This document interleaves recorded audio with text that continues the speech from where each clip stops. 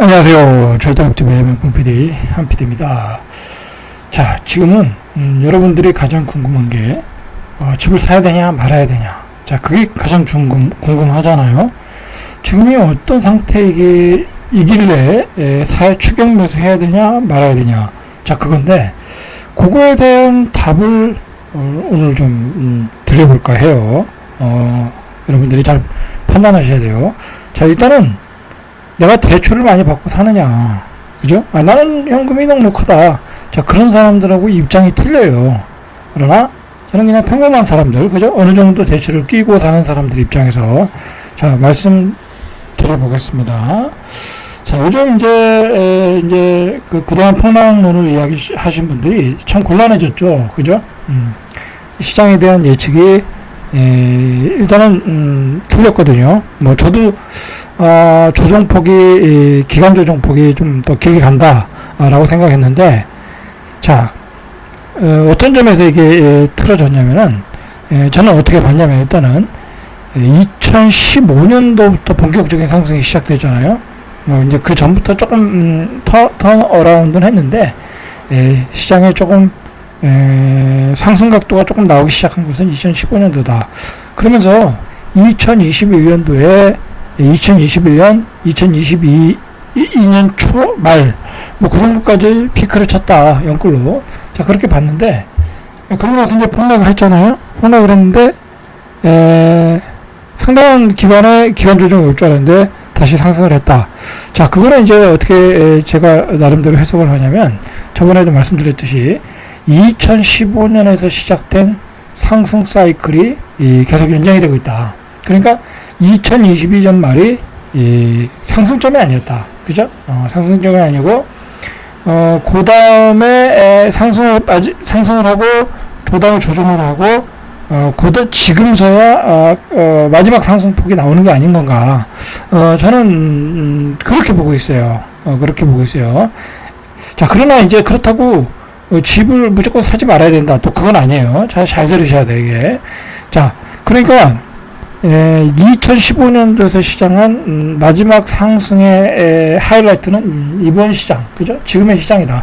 왜냐면 2021년, 22년도에는 거래가 안 터졌어.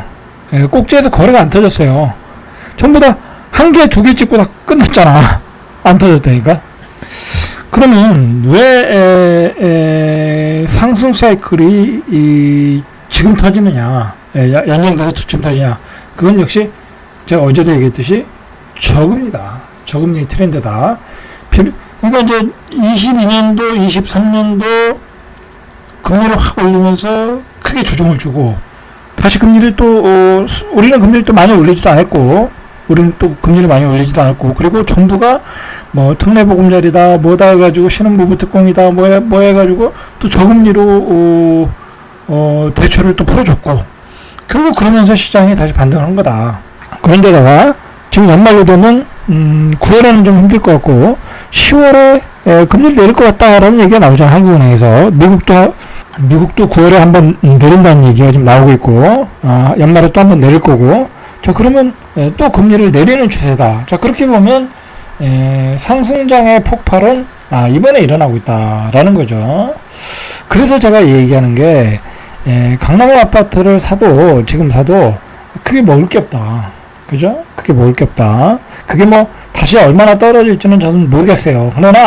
그러나 폭락은 또 쉽게 오지 않는다. 여러 가지 이유가 있어요. 또 폭락은 또 쉽게 오질 않아요. 조정은 조금 있어도 폭락은 쉽게 오지 않으면서 기간 조정으로 가지 않겠냐. 그렇게 좀 보고 있어요. 그렇게 보시면 돼요. 그러나 제가 이제 수도권에 가서 집을 사라라고 말씀드리는 것은 실수요자 입장에서 뭐 투자를 할 수 있는 시대가 아니에요, 지금은. 이제 취득세도 또 비싸게 내야 되고 그러기 때문에 이제 투자는 별로 의미가 없어졌고요. 다른 사람 명의로 사면 모를까. 자, 수도권은 조정을 많이 받았다. 그죠? 조정을 길게 받았어요. 그러면서 가격 회복이 안 되고 있어요. 그래서 그 저점에서 물량 소화만 하고 있기 때문에 가격적인 메리트가 있어. 자, 그런데다가 전세 가격이 올라오고 있어. 그러니까 수도권은 조정의 폭이 깊을 수가 없어요. 설령 요번에 사더라도 내가 다시 빠지더라도 조정의 폭이 깊어질 수가 없어. 그래서 제가 수도권을 사라라고 말씀을 드리는 거예요. 그죠? 그렇게 보시면은 여러분들이 지금 시장을 이해할 수 있어요. 그리고 제일 중요한 거는 지금 이 상황에 왜 벌어지고 있느냐. 자, 그걸 이해하셔야 되는데 저금리다. 그죠? 저금리 때문에 인플레이션이 일어나고 있고, 인플레이션 때문에 전세 가격이 급등하고 있고, 저금리와 인플레이션 때문에 이제 전세 가격이 급등하고 있고, 거기에 분양가가 급등하고 있다. 그죠? 그런 현상에서 보면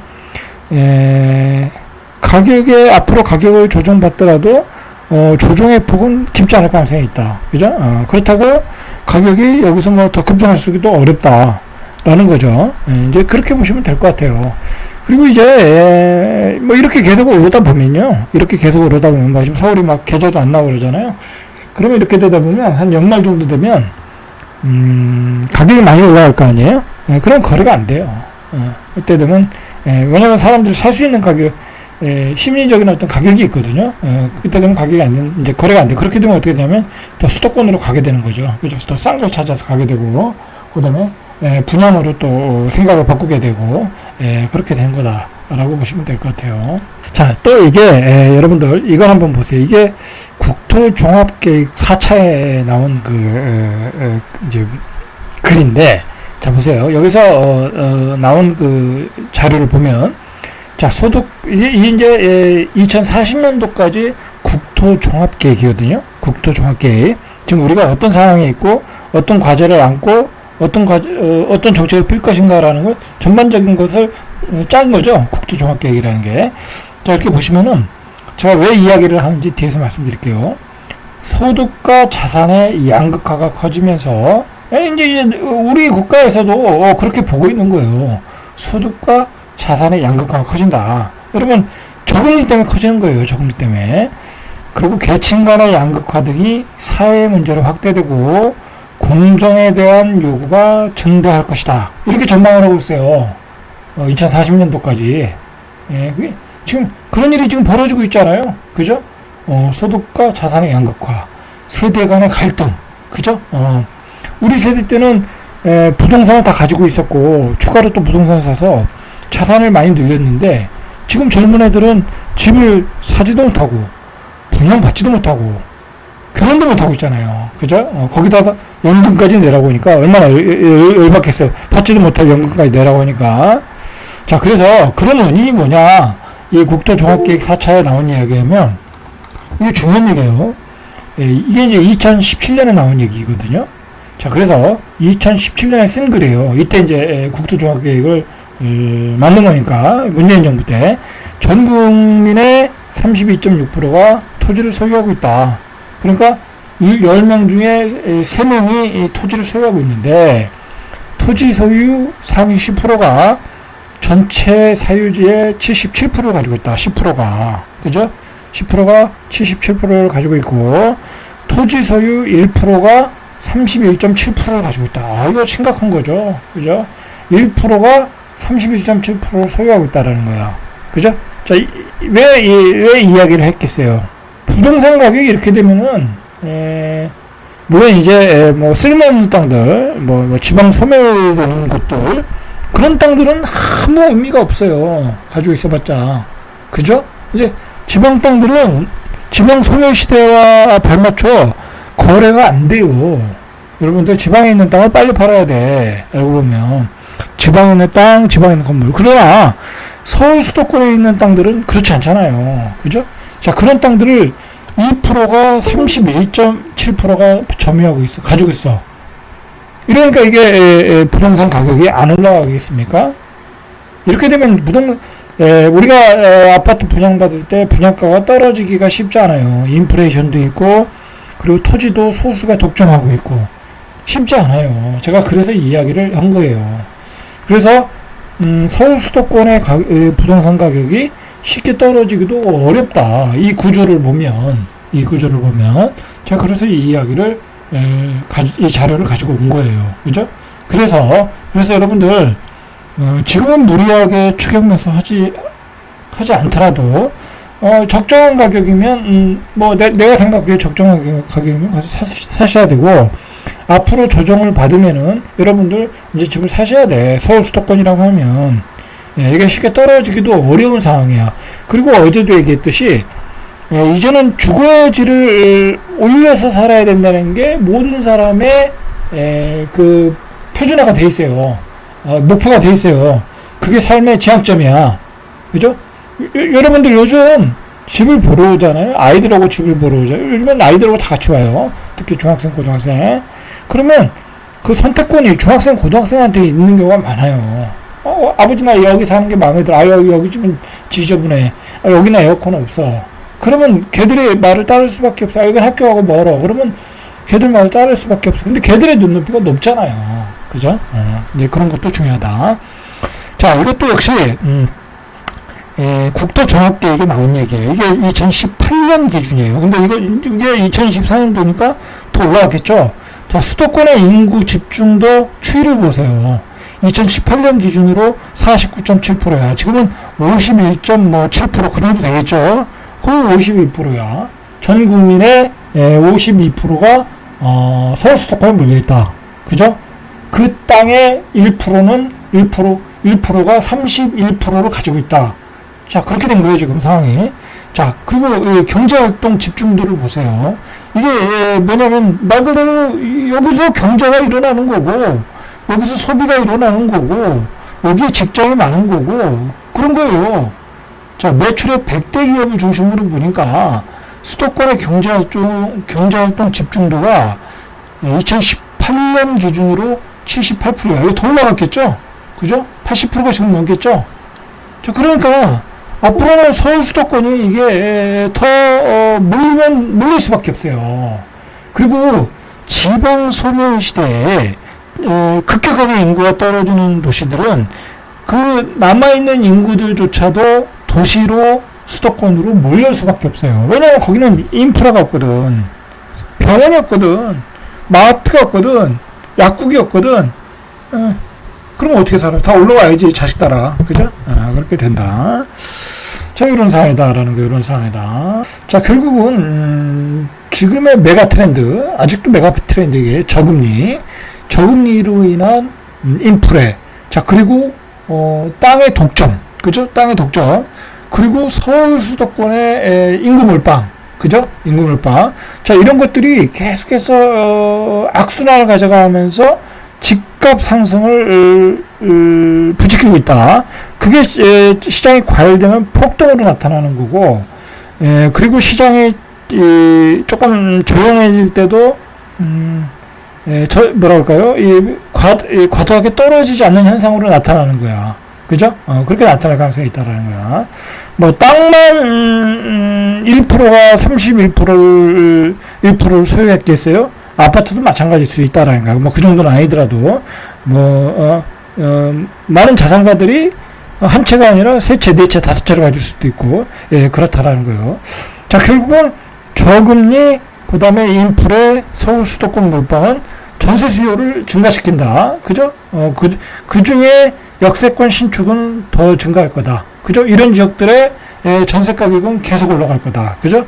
이 전세 가격이 올라가면 결국은 집값이 올라가고, 집값이 올라가면 분양 가격도 폭등할 것이다. 이 분양 가격의 반이 뭐예요? 땅값이잖아요. 그죠?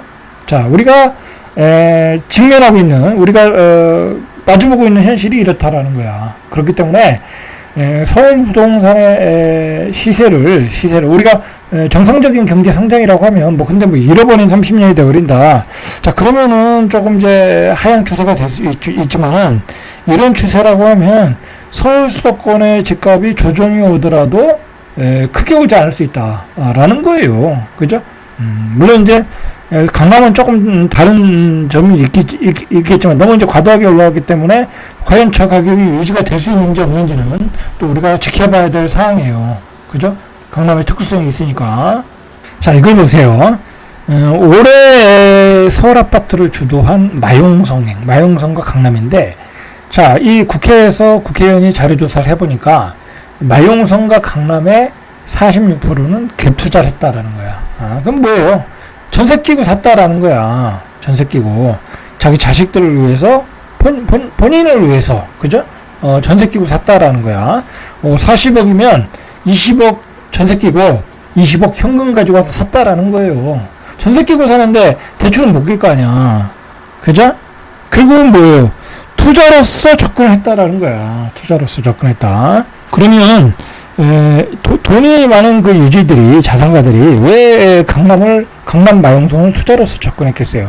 투자할 데가 없어서. 그죠? 투자할 데가 없어서. 그리고 상품의 희소성이 있으니까. 그죠? 희소성이 있으니까. 이거는 부동산은 증가하는 게 아니잖아요. 그죠? 그리고 앞으로 수요는 무궁무진하다. 그렇게 생각하는 거예요. 주식보다는 낫다고 생각하는 거예요. 그래서 갭 투자를 했다라는 거예요.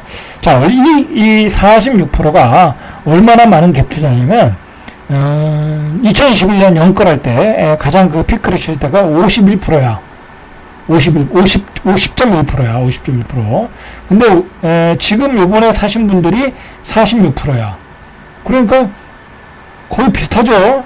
엄청난 투자가 들어왔다는 거예요. 그 중에서 용산구는 66.5%, 서초구는 51.6%. 그러니까 강남의 부자들이 예를 들어 지방의 유지들이 용산에 하나 더 산 거야.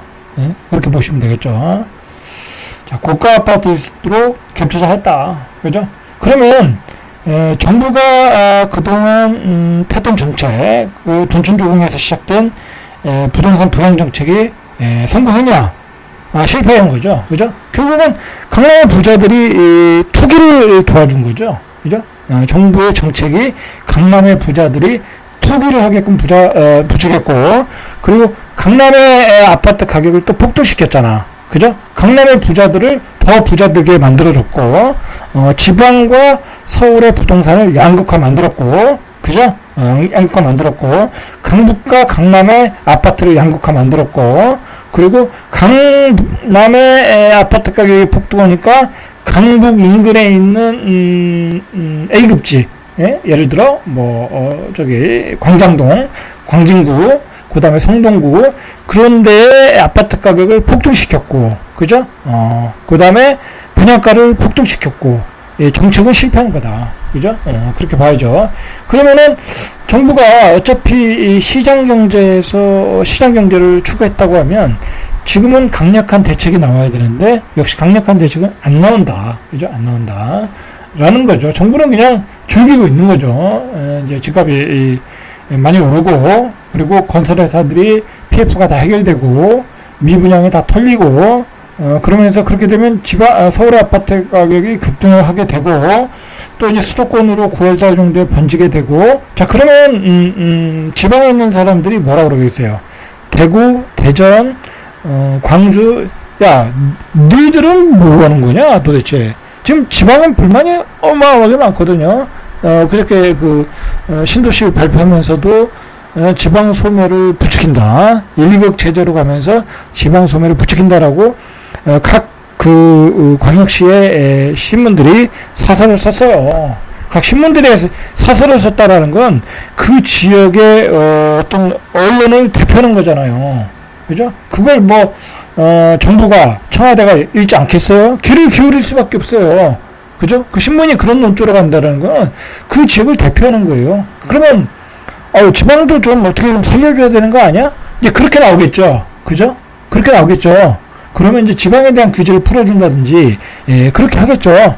그죠? 그게 좋은지 안 좋은지 모르겠지만, 그렇게 될 가능성이 많아요. 그러면, 결국은, 그렇게 되면은, 무슨 문제가 일어나냐면, 리바이벌이 되는 거야.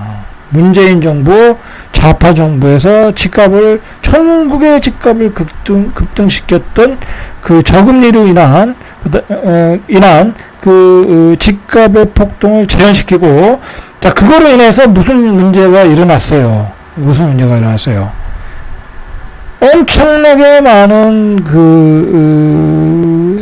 PF가 일어났죠. 그 PF가 뭐를 만들어냈어요?